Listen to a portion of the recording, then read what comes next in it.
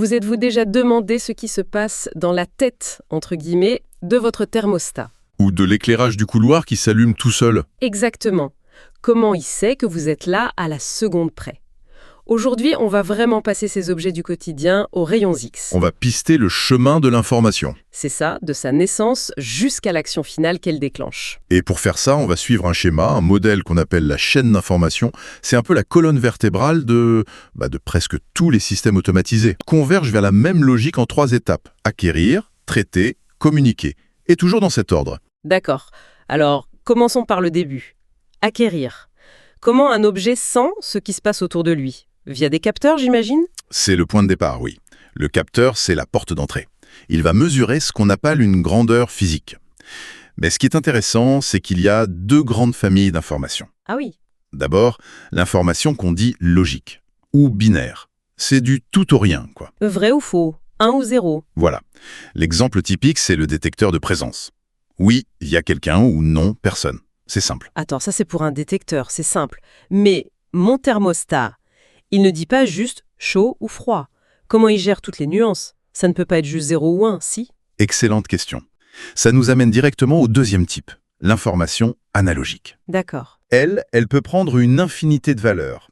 La température, ce n'est pas chaud ou froid, c'est 20,1 degrés, puis 20,15, puis 20,2. C'est continu. Comme le joystick d'une manette de jeu, un peu. C'est exactement ça. Il n'est pas juste en avant ou à l'arrêt. Il suit tout un mouvement progressif. Ok, donc l'info est capturée, mais une donnée brute comme 21 degrés, ça ne sert à rien si personne ne sait quoi en faire. C'est là qu'intervient le cerveau de la machine. L'étape, traiter. Précisément. C'est le centre de décision. On parle souvent de microprocesseurs, ou plutôt de microcontrôleurs. C'est un peu le héros méconnu de nos objets. C'est quoi la différence? C'est une petite puce tout en un, ultra spécialisée. Elle a le cerveau et la mémoire sur le même composant. C'est ce qui permet de rendre un objet à la fois intelligent et pas cher.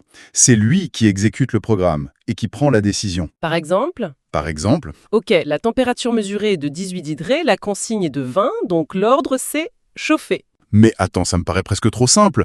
On entend parler d'intelligence artificielle partout, et là, on me dit que mon éclairage dit intelligent, il se contente de suivre une ligne de code qui dit « si présence, alors allumé ». C'est un peu ça, oui. C'est un peu décevant, non? C'est peut-être décevant, mais c'est la réalité de 99% de nos objets.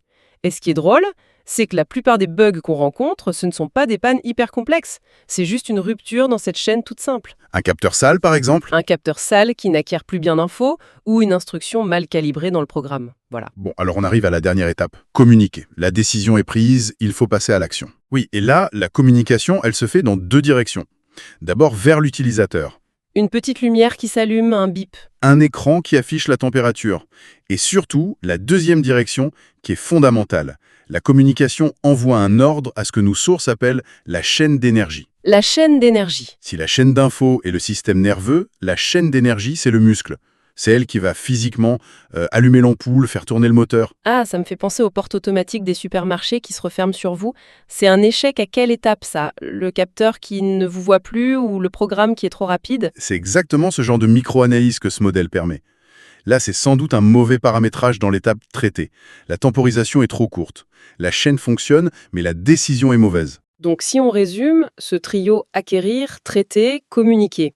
C'est ça. C'est vraiment la grammaire invisible qui régit le comportement de tous ces objets, du lampadaire qui s'allume le soir à la télécommande qui change de chaîne. Absolument. C'est un modèle universel. Les composants changent, bien sûr. On passe d'un capteur de lumière à un détecteur à ultrasons pour un robot aspirateur, mais la logique de la chaîne, elle, reste immuable. C'est une grille de lecture super puissante en fait. Carrément, pour comprendre le monde technique qui nous entoure. Et ça me ramène à ma déception de tout à l'heure. Si l'étape traitée se base sur un programme aussi simple, est-ce que l'intelligence de nos objets n'est pas juste une illusion, une cascade de décisions préécrites?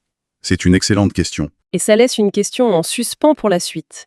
À partir de combien de ces règles simples empilées les unes sur les autres, un objet peut-il commencer à sembler vraiment intelligent?